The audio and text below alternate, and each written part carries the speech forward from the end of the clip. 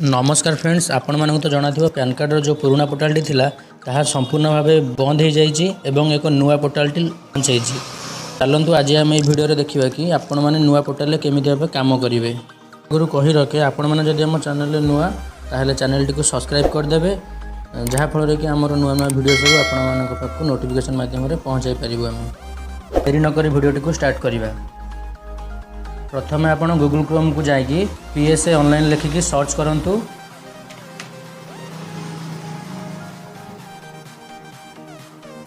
तापर PSA online service पर click करंतु।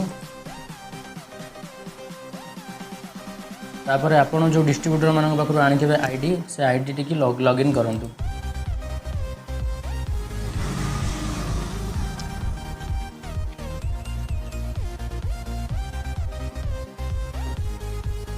लॉगिन कला परे देखंतु ऊपर सेकंड ऑप्शन अच्छी न्यू पैन फॉर्म 49A एटारे क्लिक करंतु।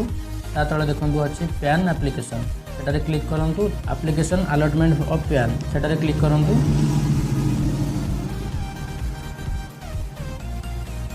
एठारे आपनको दुईटी मोड मिलुची, गोटे फिजिकल मोड आ गोटे डिजिटल मोड। तळକୁ आसंतु इंडिविजुअल को क्लिक करंतु। NRI कैटेगरी आप नुहति आप इंडिया से आपको नो करूँ। Both physical pan e PAN ने क्लिक करूँ एवं सबमिट करूँ।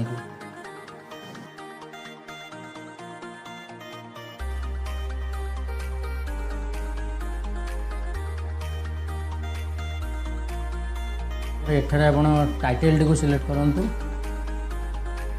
मुझे महिला अप्लाई करूँ से श्रीमती देली। तांकर लास्ट नेम दियंतु,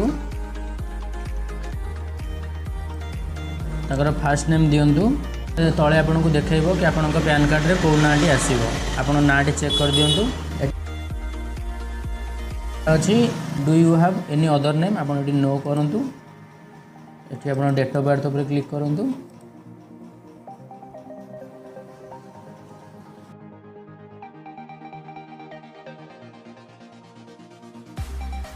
तापर ये लिखा है एड्रेस फॉर कम्युनिकेशन आपन ये रेसिडेंस रे क्लिक करंतु। तापर तले लिखा है रेसिडेंट स्टेट एटारे ओडिशा दियंतु।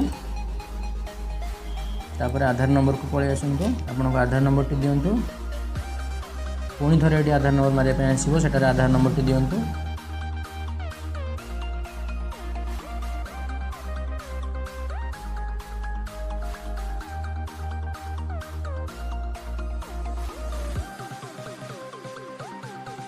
आधार कार्ड रे आपनकर कौन ना अच्छी से ना टी टाइप कर दियंतु।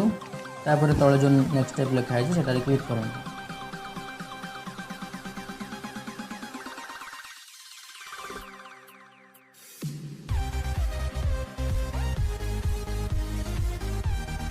एटारे आपनकर डॉक्यूमेंट डिटेल दियंतु। सबुठी आधार कार्ड सिलेक्ट कर दियंतु।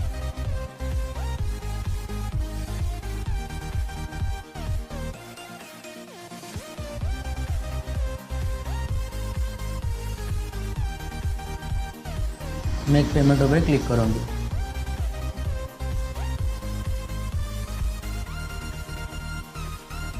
ये आप रेफरेंस नंबर पलि आसो ओके कर दियंतु।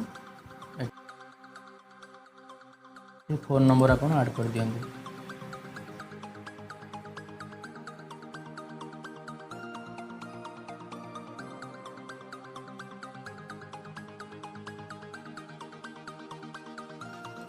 एटारे आप ईमेल आईडी एंटर कर दियंतु। ये पेरेंट डिटेल अच्छी मन रखिए पैन कार्ड रे सब बेले बापा ना आसे एवं बापा ना ये एंटर कर दियंतु।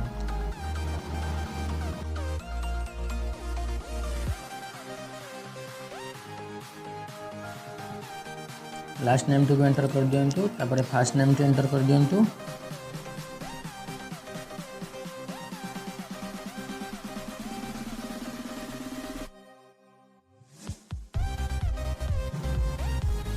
तले देखंतु फादर नेम सिलेक्ट होगी अच्छी ताको सिलेक्ट रही दियंतु एवं नेक्स्ट स्टेप पर क्लिक करंतु। एड्रेस टी दियंतु। कस्टमर को आधार कार्ड जो एड्रेस अच्छी से एड्रेस दियंतु। ताको पैन कार्ड रे से एड्रेस टी आसीबो। डिस्ट्रिक्ट ये आप चूज कर दियंतु।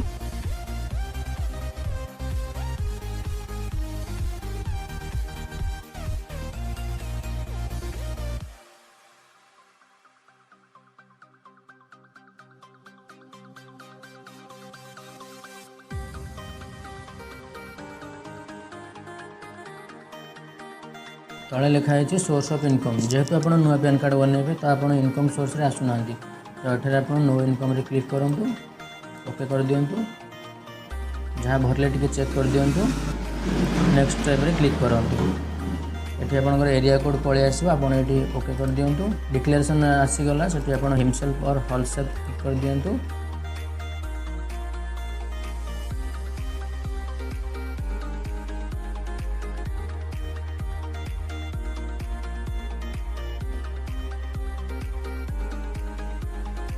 ये आप ना चेक कर दिंतु। आप जो पैन कार्ड अप्लाई कर आड्रेस टी दिंतु। नेक्स्ट स्टेप पर क्लिक करूँ।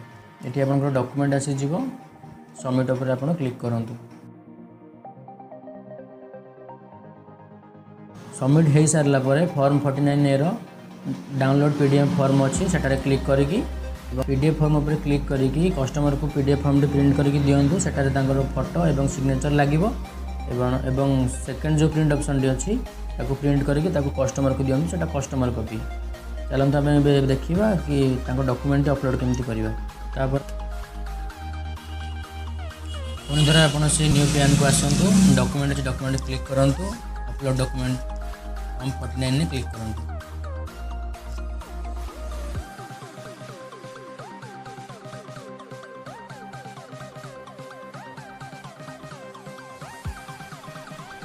ये आपंकर दुईटा ऑप्शन आसूँ, अपलोड क्रॉप फाइल। आप अपलोड रे क्लिक करूँ।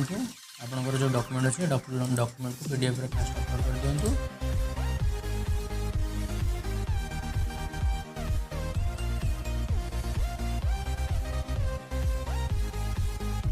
पिक्चर रे क्लिक करूँ। आप जो फोटो अच्छी फोटो को अपलोड करूँ, सिग्नेचर को अपलोड करूँ।